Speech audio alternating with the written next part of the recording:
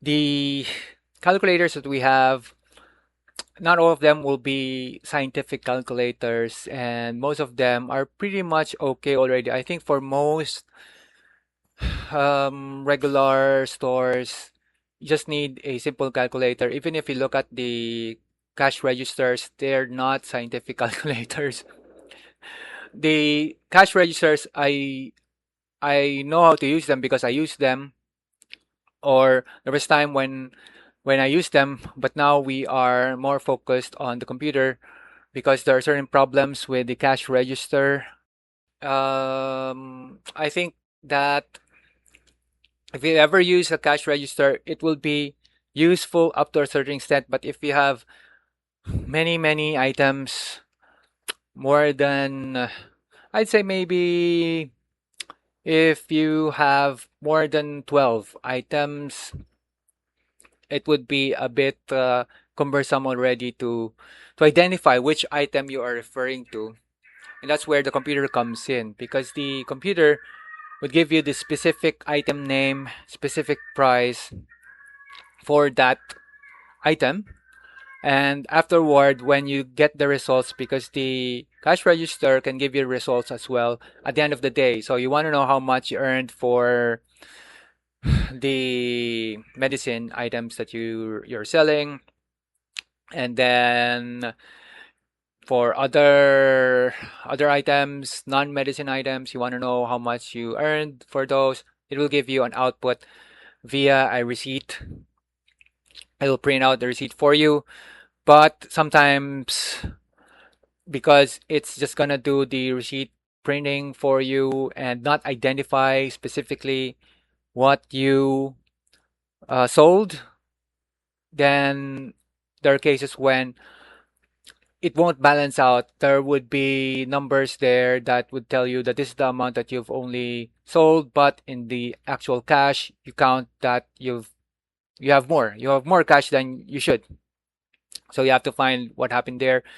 Maybe you didn't punch the items into the cash register. That's why it didn't register that you sold that item. And so you have to look for that. And it's actually very cumbersome. And I think before the store was using computers, they really didn't know what items were missing, and it didn't really matter too much as long as in the end, overall, you are making money. But with the addition of the computer, we could identify the items, and it was much faster to look for the items. But I think that there came a point when adding more and more items became really too much already, even for the computer. But that aspect was related to finding the item actually, because once you have more and more items, where are you going to store them, right? So you store them some kind of warehouse, but looking for the items is actually time consuming, especially when each of the items do not have the labels. They have labels, yes, but the labels might not be correct sometimes.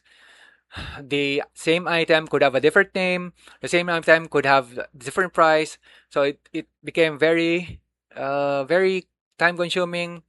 And even if you have a computer there, the computer can only help you so much, because if you're entering wrong item names, wrong prices, then the computer is gonna tell you wrong things as well.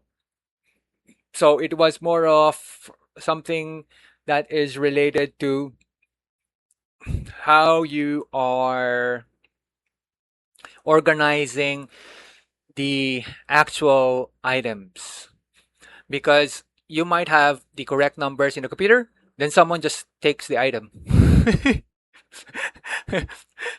So for example, you have your items saying you have 10 of these, and then someone just picks up the item, and you think you still have 10, but turns out there are only nine items in your storage. You don't have one that was stolen. So what are you going to do with that, right?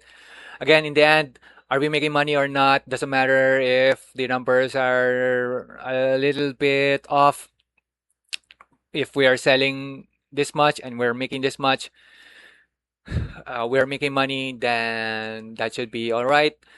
So that is something that we can learn definitely if you are working on computers and are doing something related to computation.